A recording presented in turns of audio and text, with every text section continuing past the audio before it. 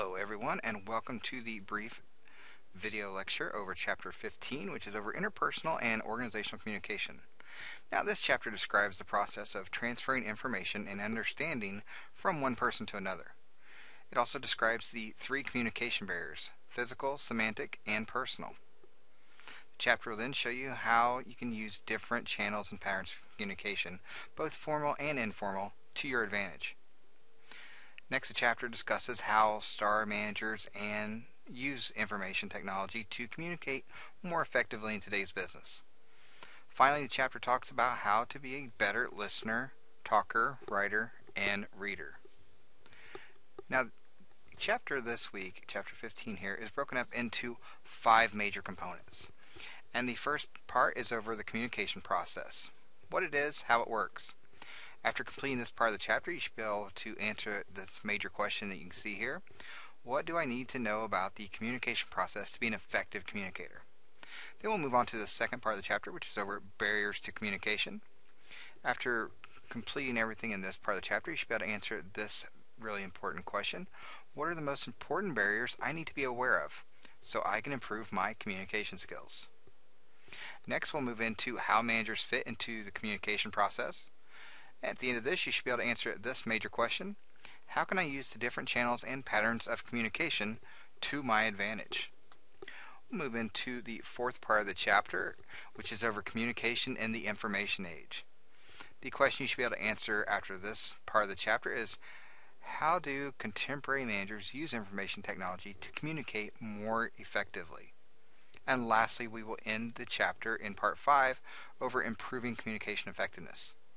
After reading everything in this part of the chapter, you should be able to answer this last question: how can I be a better listener, reader, writer, and speaker?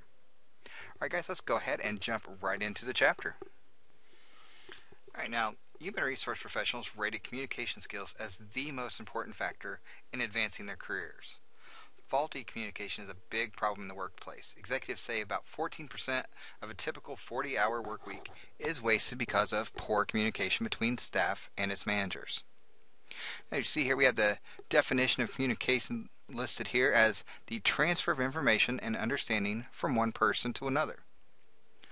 One study found that about 81% of a manager's time is spent communicating. Now you are an effective communicator when you can transmit your message accurately in the least amount of time, and your intended message is accurately understood by the other person or received by the other person. Okay, I've got that, but how does the communication process work? Now, communication is a sender transmitting a message through media to a receiver who then responds. So you have the sender, the message, and the receiver. The sender is the person who is wanting to share information. That information is called the message, and the receiver is the person with whom the message is then intended. Now we have a couple terms here in the chapter: encoding and decoding. Encoding is translating a message into understandable symbols or language. Decoding is the interpreting and trying to make sense of the message. Thus the sender encodes, the message is sent, and then the receiver decodes that message. Now the medium that I mentioned, so the medium is the pathway by which a message travels. And you can see I brought up a figure here to kind of show how all of this works. Move on to feedback here. Now feedback occurs when the receiver expresses his or her reaction to the sender's message once they've decoded that. So you have the sender is encoding, the message is transferred over the medium, it's decoded by the receiver, and then that message has some feedback that's provided by the sender. Now you see too, we have this noise right here in the middle, such as static or slurring. You've probably noticed a lot of that static during my video messages here.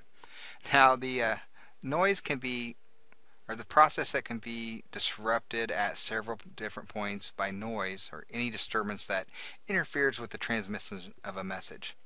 Noise can occur in the medium, or it can occur in the encoding or decoding of that message. Noise also occurs in nonverbal communication or in cross-cultural communication. Now, selecting the right medium for effective communication is very important to a manager. So the managers need to use the right communication tool for the right condition. Now we'll move into the next part of the chapter, 15.2, which is over the barriers to communication. Now, communication barrier is anything interfering with accurate communication between people. Some barriers are thought of as happening within the communication process itself. And you can see here in table 15.1 I'm providing to you various barriers within the communication process. It's more practical to think of barriers as being of three types: physical barriers, semantic barriers, and personal barriers. Now, physical barriers are those such as sound, time, space, and so on. Noise from machinery, as an example, it would be a physical barrier. Other barriers that are physical would be like time zone differences, static in your telephone line, when a computer crashes. If you've never had that happen to you, I hope it doesn't. And even office walls. Now, semantic barriers, you can think of this as when words matter. Semantics is the study of the meaning of words. Semantic difficulties can occur when dealing with other cultures. This happens all the time. Semantic meaning becomes a problem because of jargon, which is just terminology specific to a particular profession or group. If we use one term, let's just say it's a bug in information technology, we know that that's a problem with coding, whereas a bug from like a Terminator or exterminator is a completely different meaning. And lastly, we talk about personal barriers. These are individual attributes that can hinder communication. Variable skills in communicating effectively. Some people are simply better communicators than others. Better communication skills can definitely be learned. There's also variations in how information is processed and interpreted. Because people use different frames of reference to interpret the world around them, they are selective about what things they have meaning to and what don't. These differences affect what we say and what we think we hear. There's also variations in trustworthiness and credibility. Instead of concentrating on the meaning of communication, people may be defensive. The sender's trustworthiness and credibility affect communication. And of course, I know this may be a new term to you, but there are oversized egos. Egos such as pride, self-esteem, even arrogance are another barrier. Egos influence how receptive we are to being influenced by others. Could also have faulty listening skills. Like I said, another barrier is being too ready to talk about oneself or monopolizing the conversation. There could be an inability to listen with understanding. You have to imagine yourself in the other person's shoes, and you feel defensive and perceive the messages inaccurately. There's also stereotypes and prejudices. A stereotype consists of oversimplified beliefs about people.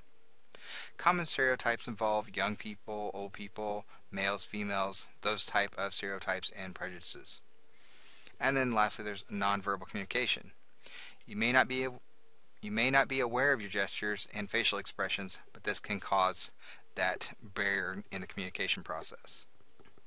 Now, nonverbal communication consists of messages sent outside of the written or the spoken word. Researchers estimate that between 65 to 95% of conversation is interpreted through body language.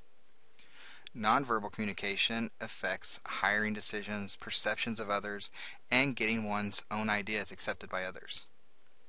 There are 6 ways in which nonverbal communication is expressed are through eye contact, facial expressions, body movements and gestures by the body, touch, the setting, and lastly, time.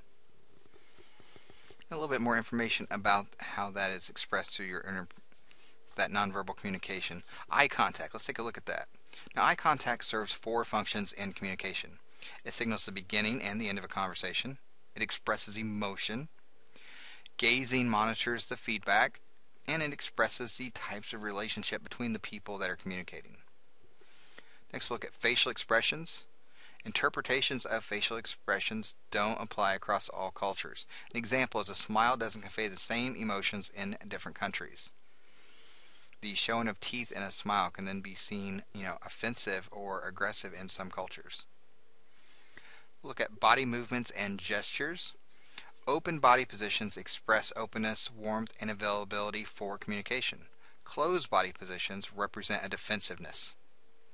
Some body movements and gestures are associated more with one sex than with the other. And interpretations of body language are subjective and easily misinterpreted. Next we'll look at touch, and with touch, norms for touching vary significantly around the world with different cultures. Men and women interpret touching differently. If women touch men, it is viewed as sexual. The same interpretation is made when men touch other men. According to some research, good teams tend to use touch more than bad teams do. Setting. The location of an office, its size, and the choice of furniture in that office express a person's accessibility. And then lastly, we'll look at time. An example, when your boss keeps you waiting about 45 minutes for an appointment with him, you can see where that is that type of nonverbal communication could be interpreted one way or another. You should always give the people who work for you adequate time. And you should also talk with them frequently during your meetings with them so that they will understand your interest. Okay, let's take a quick look at table 15.2, which is kind of some do's and don'ts so that you're working towards better nonverbal communication skills. Make eye contact. Don't look away from the speaker. One thing you can do is speak at a moderate rate. If you're speaking too quickly or too slowly, there can be some disruption in the communication. You can be aware of your facial expressions, and this is hard to do sometimes, but definitely don't be licking your lips, biting nails, or playing with your hair during that conversation, or that can definitely create a break in the communication. So you can look over some of the do's and don'ts here.